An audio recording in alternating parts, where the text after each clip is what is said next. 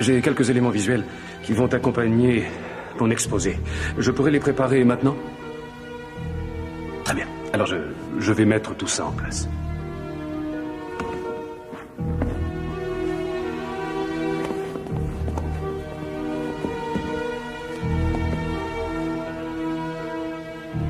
Où est ma cassette vidéo? Je l'avais. Ils ont dû me la prendre quand j'ai passé la sécurité, je le savais. Elle est chargée dans l'appareil, monsieur. Prête à être visionnée. La télécommande est à votre gauche. Ah. Vous dites qu'elle est prête à être visionnée? Oui, monsieur. C'est parfait.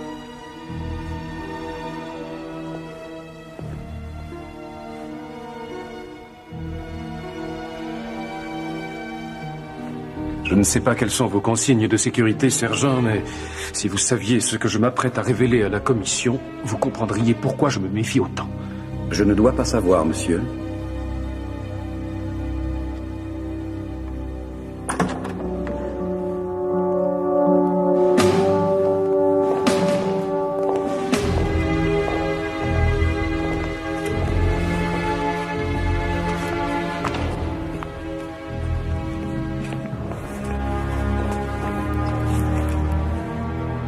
Monsieur Randall Strong, très heureux.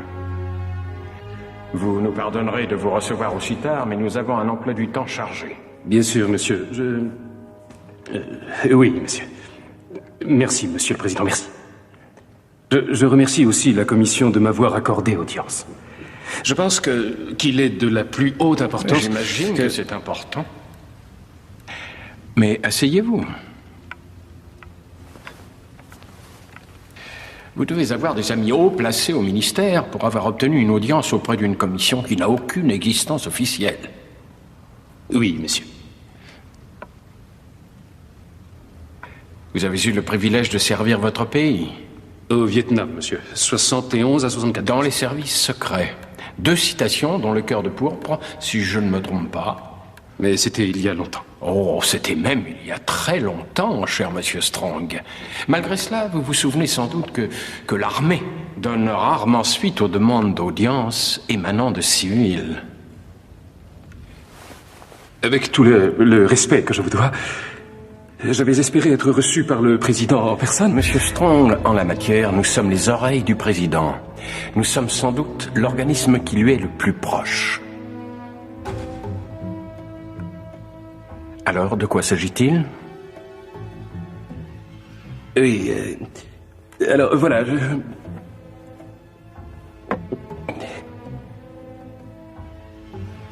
Monsieur le Président, au cours de ces dernières années, j'ai effectué des recherches et je parviens à l'inéluctable conclusion que les États-Unis, et très certainement le reste du monde, a été envahi par des étrangers. Et par étrangers, vous entendez... Des extraterrestres, madame. Je pense que c'est la plus grande menace que notre nation ait eu à affronter. Nous devons agir. Et nous devons agir maintenant, ou bien il sera trop tard. Vous semblez être effrayé, monsieur Strong. Je suis mort de peur. Ce n'est pas une défaillance de votre téléviseur. N'essayez donc pas de régler l'image. Nous maîtrisons à présent toute retransmission. Nous contrôlons les horizontales et les verticales. Nous pouvons vous noyer sous un millier de chaînes, ou dilater une simple image jusqu'à lui donner la clarté du cristal, et même au-delà. Nous pouvons modeler votre vision et lui fournir tout ce que votre imagination peut concevoir. Nous contrôlerons tout ce que vous allez voir et entendre.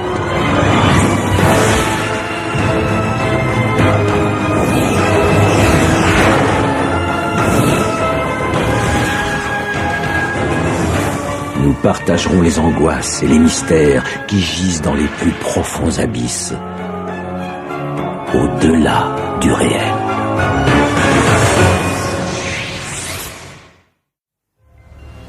Quelle est notre dernière ligne de défense?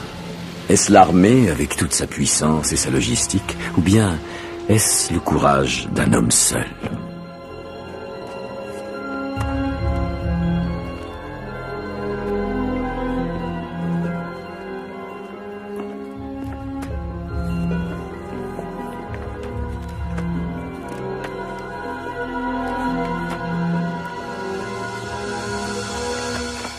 Monsieur Strong, puisque vous connaissez cette commission, vous savez sans doute quelle est sa mission.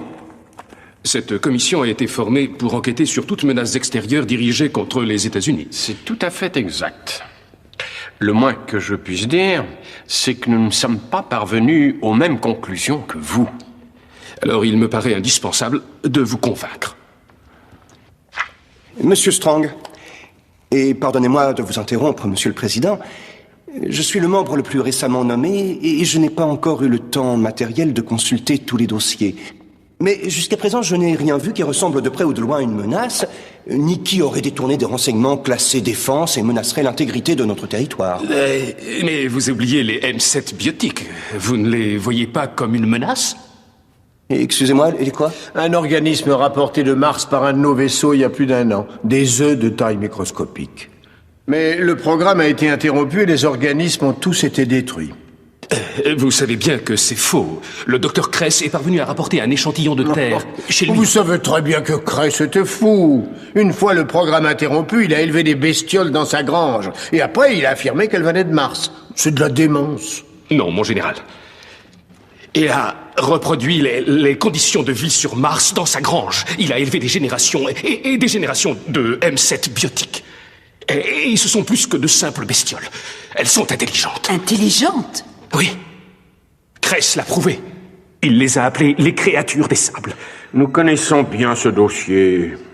Personne n'a pu établir une relation entre ces organismes dont il avait fait l'élevage et ceux qui avaient été rapportés de Mars. Quelle que soit la nature des expériences qu'il ait pu effectuer dans sa grange, elles ne constitueront jamais une menace pour notre pays. Monsieur, j'ai réussi à me procurer la cassette de ces expériences. Non, Monsieur le Président, nous avons déjà un rapport. Je vous demande de regarder ces images. J'aimerais les voir, monsieur. Enfin, si vous êtes d'accord, bien sûr. Poursuivez, Monsieur Strong. Merci, monsieur. J'ai pu faire un montage des images les plus parlantes de sa série d'expériences. Kress en avait enregistré des dizaines d'heures et je crois que le rapport dont vous disposez ne mentionne pas l'existence de ce matériel. Voulez-vous éteindre, s'il vous plaît ?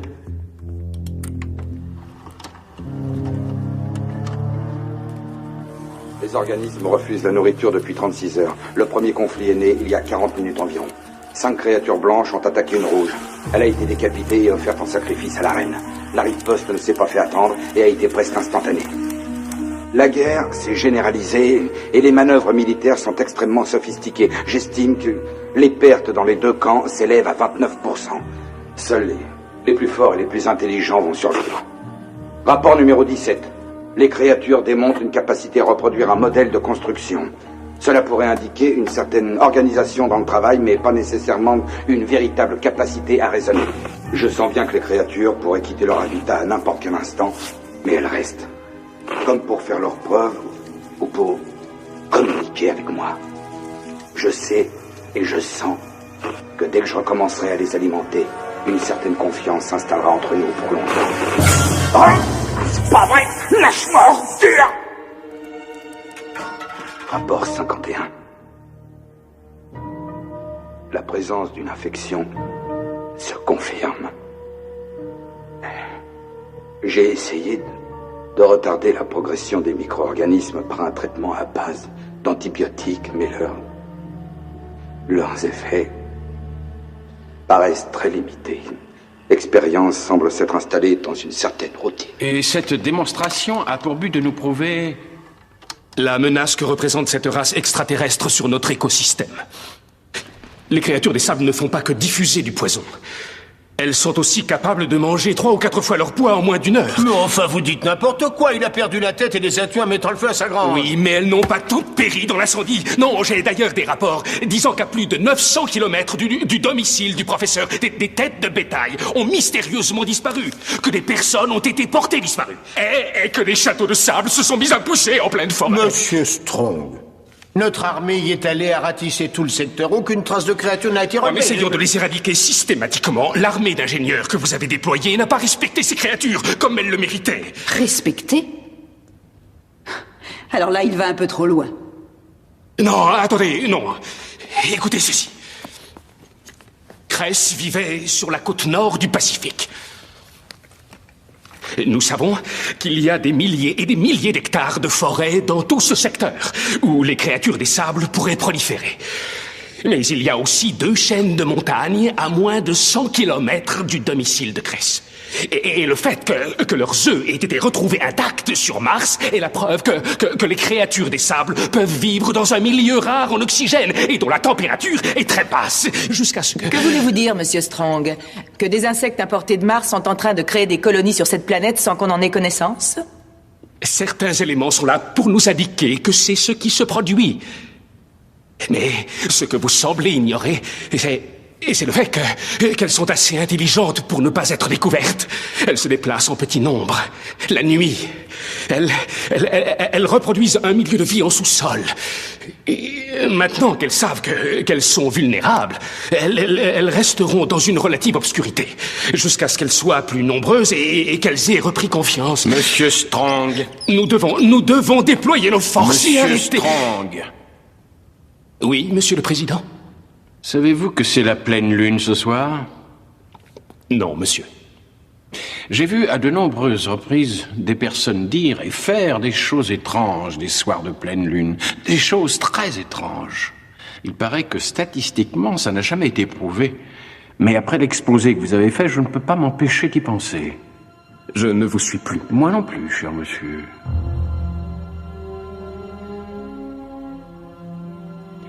Je vous ai laissé le bénéfice du doute comme convenu, mais je regarde ma montre et je suis très très fatigué. Alors veuillez conclure, s'il vous plaît. Il y a des menaces plus sérieuses. J'en ai la preuve. Vous pouvez nous les faire parvenir par le canal normal. Vous devez me laisser terminer. Vous ne ferez pas perdre 1 minute de plus à cette commission et à ses membres. S'il n'y a pas d'objection. Personnellement, je demande à voir. Vous êtes sûr? Oui. Je ne suis pas convaincu par le premier volet de cet exposé, mais je voudrais entendre ce que M. Strong a encore à nous dire. C'est bien votre première audience en tant que membre de cette commission. C'est exact, monsieur. Alors je ne gâcherai pas votre enthousiasme.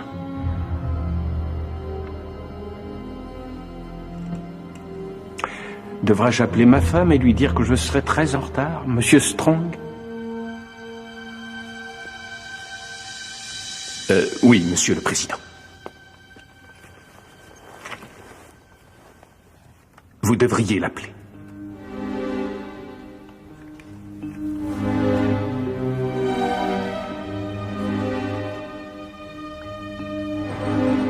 Je demanderai aux membres de la commission de se reporter à la page 3 de mon rapport. J'ai déjà pris connaissance de ce dossier, c'est une mauvaise habitude, excusez-moi. Alors selon vous, la destruction du dernier vaisseau parti pour Mars n'était pas un accident? C'est cela, madame. Monsieur Strong, la mort de ces 3 astronautes a été vécue comme un véritable drame. Enquête et contre-enquête ont été menées suite à cet accident tragique. Ce n'était pas un accident, le vaisseau a été détruit par un des astronautes. Monsieur Strong, laissez-moi vous dire une bonne chose. Ces hommes, je les connaissais bien. Vous disiez que je devais avoir des amis bien placés au ministère. Vous aviez raison. Il semble qu'un enregistreur ait été retrouvé tout près de l'endroit où la capsule aurait dû atterrir à son retour. C'est exact, mais l'appareil ayant subi de gros dommages, il n'y avait que des bruits de fond sur la bande. Non, monsieur. Vous n'êtes pas sans savoir qu'une de vos équipes a entrepris de restaurer l'enregistrement. Il se trouve que j'ai en ma possession une partie de cet enregistrement. Comment avez-vous fait pour vous procurer ça? Ce n'est pas le propos, monsieur.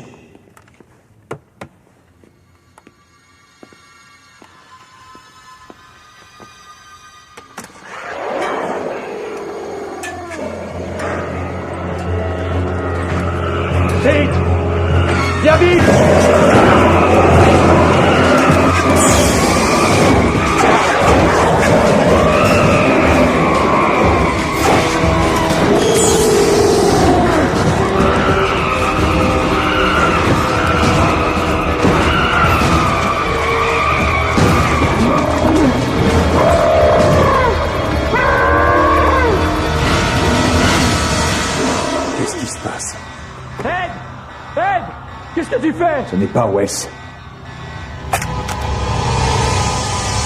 Vite! Il est cinglé! Fais-moi sortir de là! Ed, tu ne vas pas appuyer. Empêche-le! Il est fou, je te dis! Tu as pris un coup sur la tête, tu as des hallucinations. Je dis que ce n'est pas Wells. Non! Fais pas ça, ouvre-moi! Vite! Ce n'est pas Wells. Non! Ah!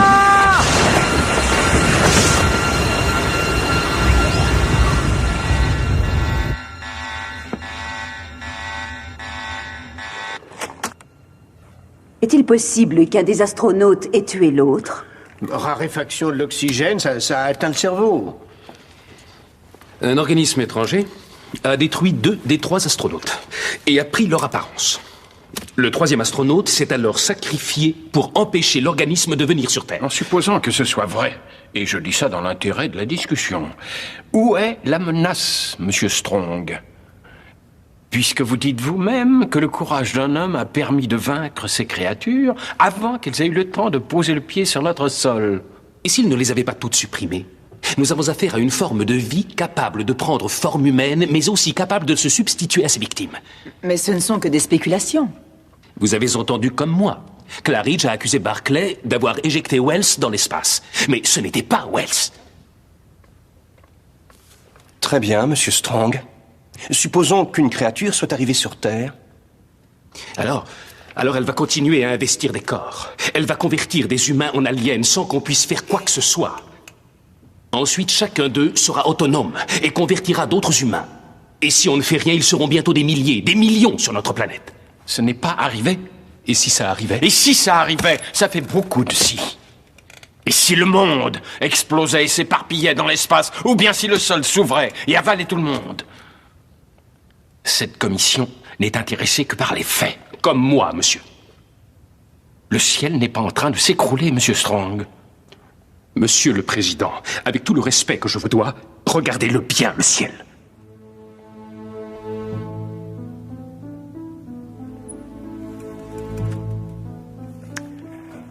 J'ouvre une parenthèse, monsieur Strong.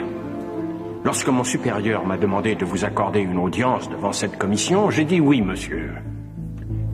Parce que même si mon passage dans l'armée ne date pas d'hier, je suis resté un soldat. Cela dit, mon supérieur n'a pas apprécié de me présenter ce genre de requête. Pas parce qu'il est au-dessus de tout ça, ou parce qu'il pense que ce n'est pas important, mais parce qu'il préfère suivre la voie normale. Alors que vous avez réussi à vous introduire dans cette pièce en demandant une faveur. Si j'avais envie de parier, je dirais que vous avez abattu toutes vos cartes. Vous gagneriez votre pari. Moi aussi, j'ai obtenu une faveur. J'ai réussi à me procurer votre dossier militaire. Rien ne vous en empêchait. Vous avez quitté l'armée, où on a favorisé votre départ, parce que vous avez souffert d'un grave syndrome post-traumatique dû au stress. Mon hélicoptère est tombé en territoire ennemi alors que je rentrais d'une mission.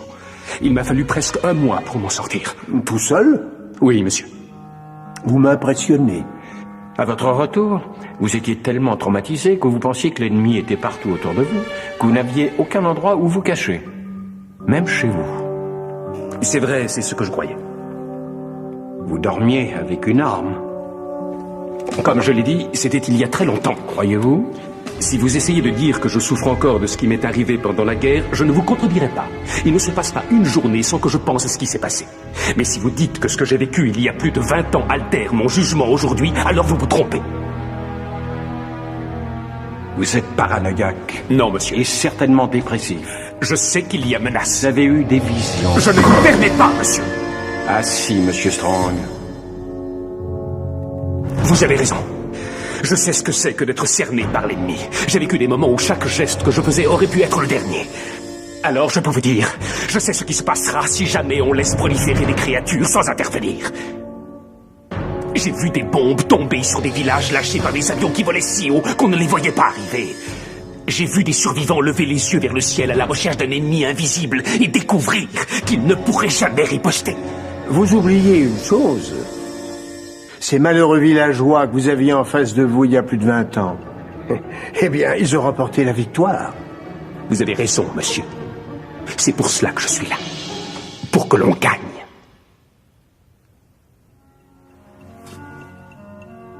Puis-je continuer? S'il le faut vraiment, Monsieur Strong.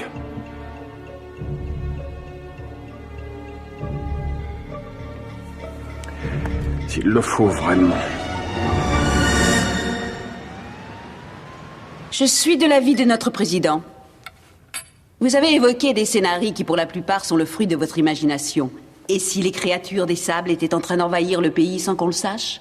Et si les astronautes de Mars 2 n'avaient pas détruit leurs bâtiments et s'ils avaient ramené des organismes parasites? Si vous n'avez pas d'autres exemples à nous présenter, Mais j'en ai. Tenez. S'agit-il d'un canular? Non, monsieur. Je pense qu'un canular, par définition, est le fait de l'homme. Ça, c'est organique. Ça a l'air métallique. Ça l'est. Mais vous venez de dire que c'était... Cet objet a été découvert planté dans le sol d'une maison du Midwest.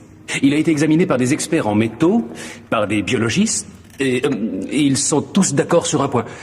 Il a été conçu dans un but bien précis. Il est brûlé. Oui, suite à son entrée dans l'atmosphère. Ah, alors c'est là-dedans que les extraterrestres pensent envahir notre planète. La menace ne me paraît pas réelle. Détrompez-vous. L'objet que vous avez dans la main renferme un parasite qui se fait absorber par le corps de la personne qui découvre l'objet.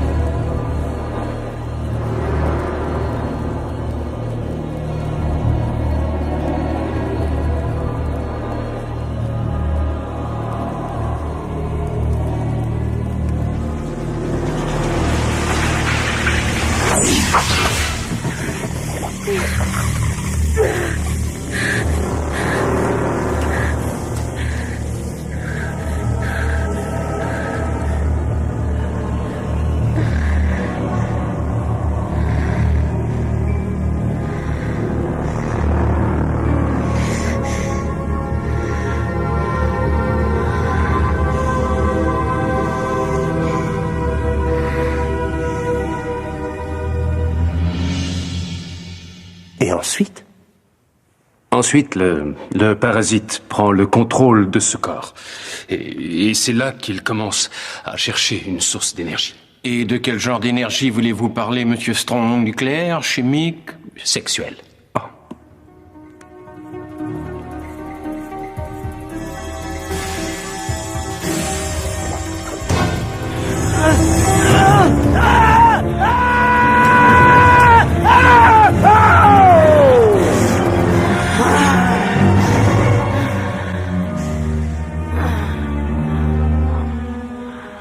Vous êtes en train de nous dire que ce parasite absorbe complètement sa victime pendant l'acte sexuel? C'est arrivé une demi-douzaine de fois depuis le début du siècle.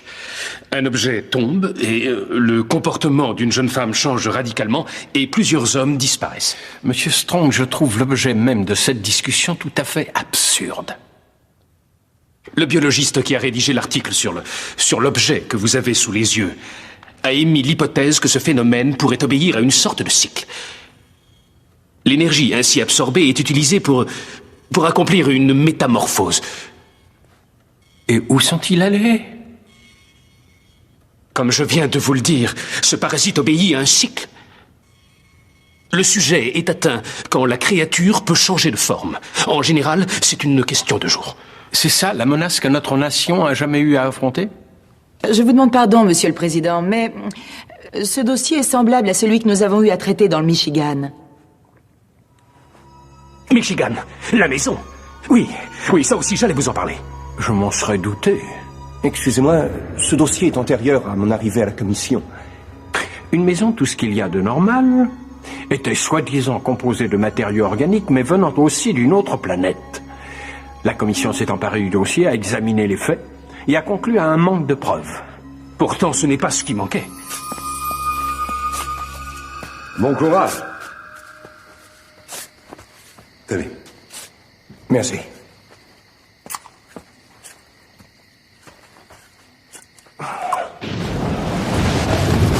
Qu'est-ce qui se passe là-haut? Warren!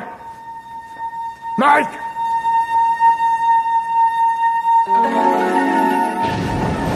Oh non, c'est pas vrai!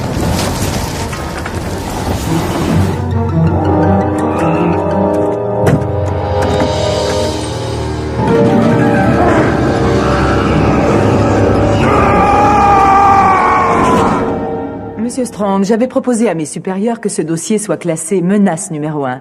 Ça m'a été refusé. Il y a eu un vote, Madame Perry, 4 voix contre 1.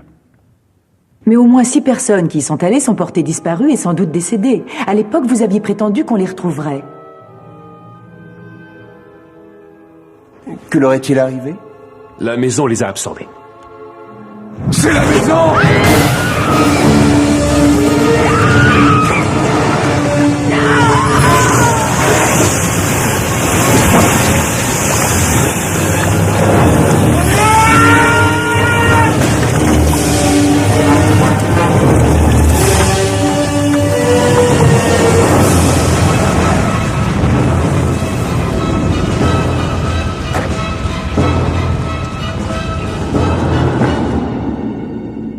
Monsieur Strong, la commission a largement débattu de cette question. Vous en avez peut-être débattu, mais eux ne l'ont pas fait.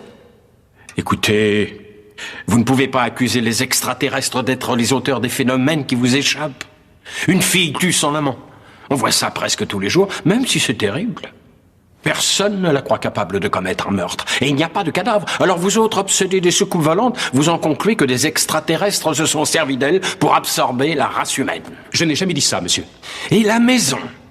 Des personnes disparaissent, et comme par enchantement, c'est elle qui les a mangées. Je me demande si on a pris la peine de vérifier si cette maison n'avait pas une entrée de service. Non, tout ceci... Je demande une courte suspension.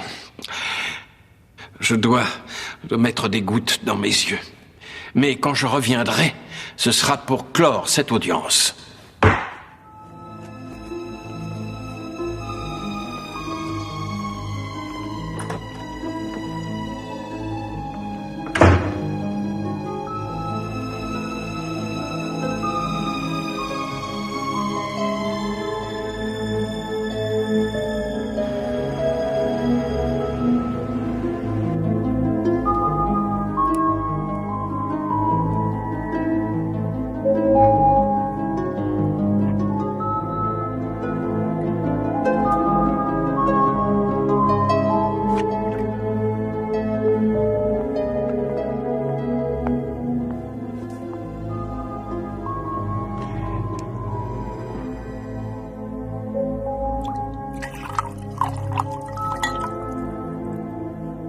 Vous croyez vous battre contre des moulins à vent?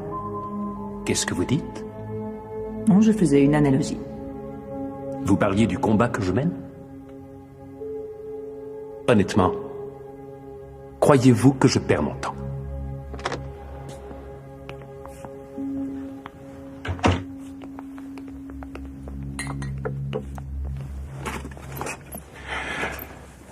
Où en étions-nous?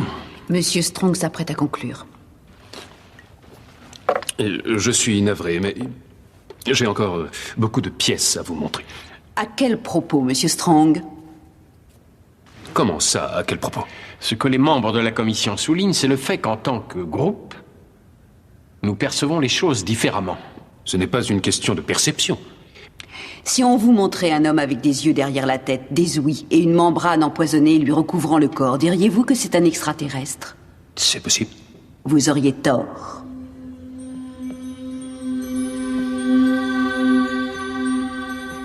Oh mon Dieu, mais qu'est-ce que c'est?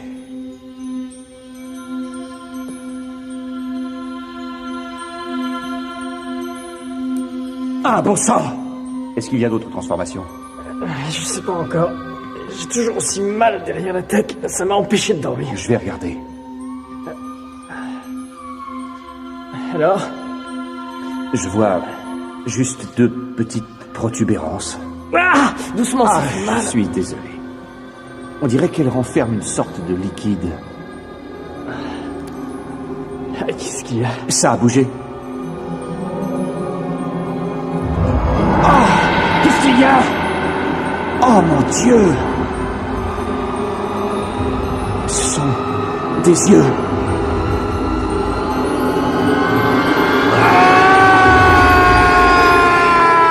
Voilà un dossier, Monsieur le Président, où tout faisait penser à des extraterrestres. Il s'agissait en fait d'une expérience qui avait mal tourné. Vous voyez, Monsieur Strong... J'espère que c'est important. Vous m'aviez demandé certains dossiers. Très bien, alors donnez-les-moi. Je ne les ai pas. Ils ont disparu.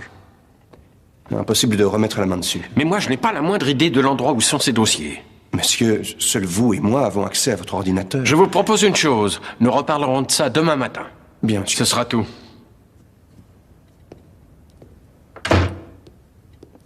J'espérais pouvoir vous faire part des résultats des enquêtes que nous avons menées sur les faits que vous nous avez exposés.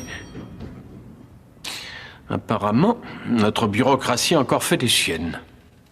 Vous devez donc me croire sur parole lorsque je vous dis que nos meilleurs enquêteurs ont travaillé sur toutes ces affaires. Et d'après leur rapport, tous ces événements ont une explication rationnelle. Je sais que parfois il s'agit de canulars. Bien des dossiers que j'ai reçus sont au mieux imaginaires et au pire une supercherie très bien montée. Nous sommes au moins d'accord sur quelque chose. Mais ça ne veut pas dire qu'il n'y a pas de menace bien réelle. Alors dites-moi, quelle est la différence entre le réel et l'imaginaire? Entre ceux qui sont humains et ceux qui semblent être humains? Président Sandwell, est-ce que vous croyez en Dieu? Je ne vois pas très bien le rapport. Y croyez-vous? Je crois. Sur la base de quelle preuve? J'ai la foi, Monsieur Strong. Pensez-vous que l'existence de Dieu empêche l'existence des extraterrestres? Vous voulez me faire dire... Vous souvenez-vous du père Dionasco? C'était un prêtre qui faisait des miracles et soulageait les malades. Pauvre enfant. Le moment est venu d'exercer vos pouvoirs. Allez-y, mon père.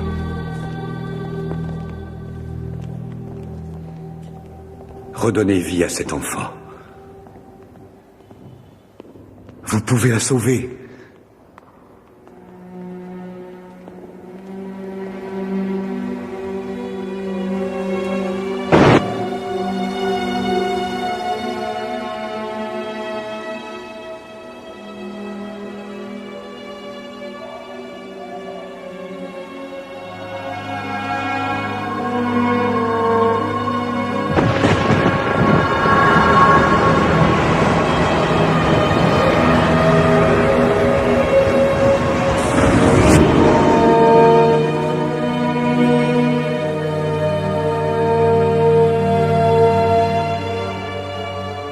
À ce jour, personne ne peut expliquer comment il a réussi. Il y a eu des centaines de témoins, dont de nombreux médecins. Crois-tu qu'un tel pouvoir peut être détenu sans qu'il en honte?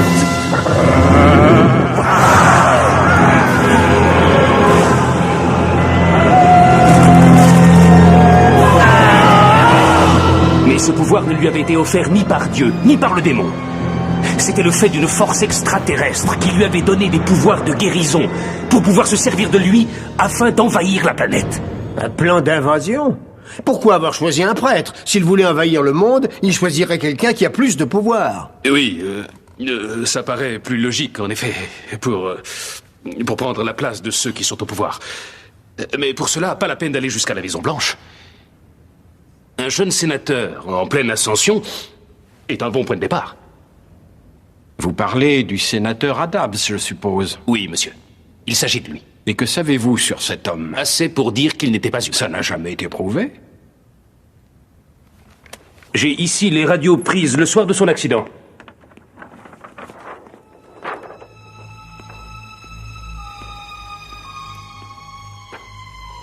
C'est difficilement concevable.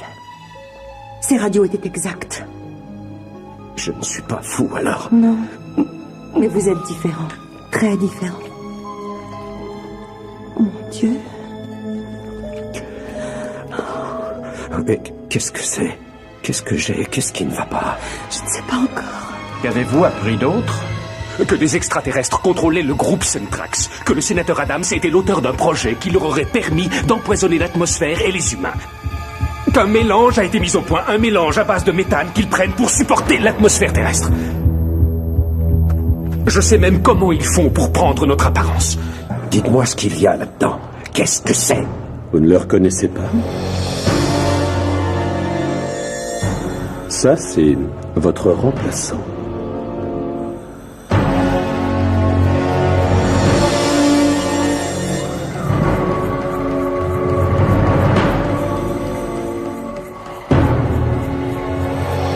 Vous n'allez pas me dire que cette chose est vivante! Allons, Richard. Vous savez que c'est l'un des nôtres. Vous ne comprenez donc pas que vous trahissez votre race. Quelle race? Qu'est-ce que je suis? Vous avez été transformé dans un réservoir comme celui-là. Tout comme moi. Comme tous ceux qui sont venus conquérir cette planète. Je comprends votre inquiétude, Monsieur Strong. Inutile de vous dire que le gouvernement est aux aguets et qu'il surveille de près tout ce qui ressemble à une activité terroriste. Bien que nous soyons en désaccord sur l'origine des responsables. Mais vous admettez qu'il se passe quelque chose. Comme je l'ai dit, nous sommes aux aguets. C'est tout ce que j'ai, Monsieur le Président. Je n'ai plus qu'une chose à dire. C'est maintenant. Ou jamais. Veuillez aller attendre dehors, nous vous appellerons quand nous aurons pris notre décision. Très bien.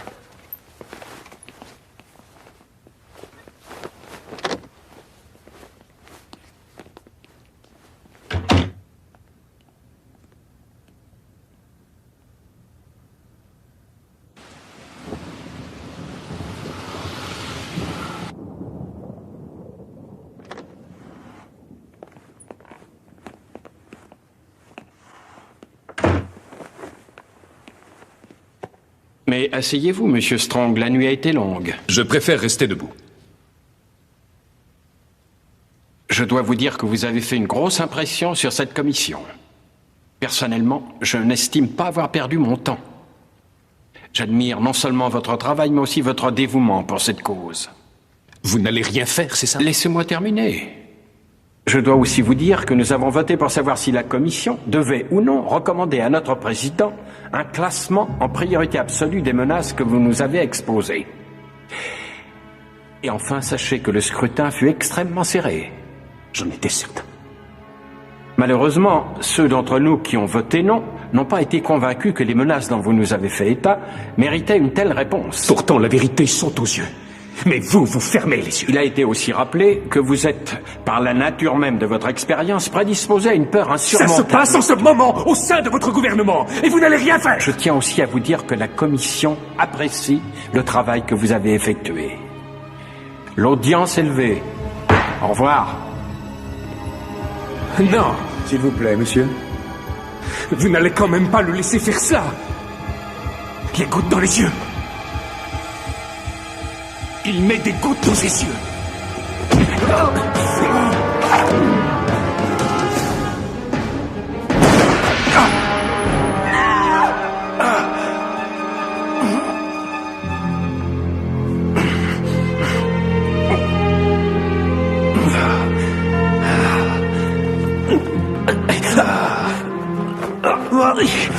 Ce n'est pas sans Noël.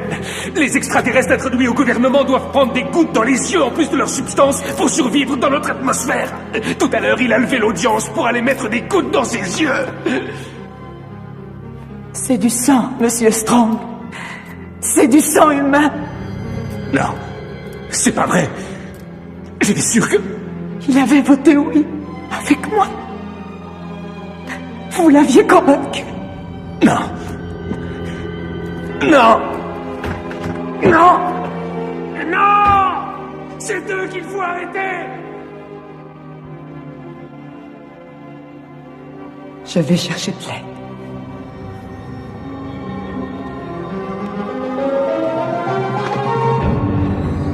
Je viens avec vous.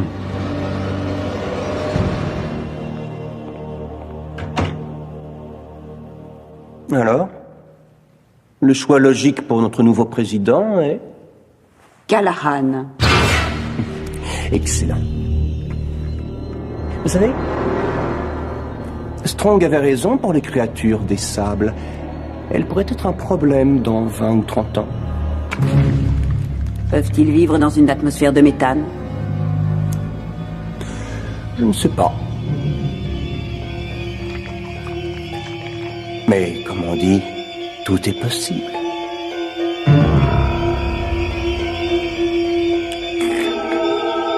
Vous pouvez continuer à dormir tranquille en sachant que l'aube viendra. Soyez assurés que nos dirigeants veillent sur nous. Mais n'oubliez pas qu'il n'y a que leur vigilance qui se dresse entre notre sommeil réparateur et la fin du monde.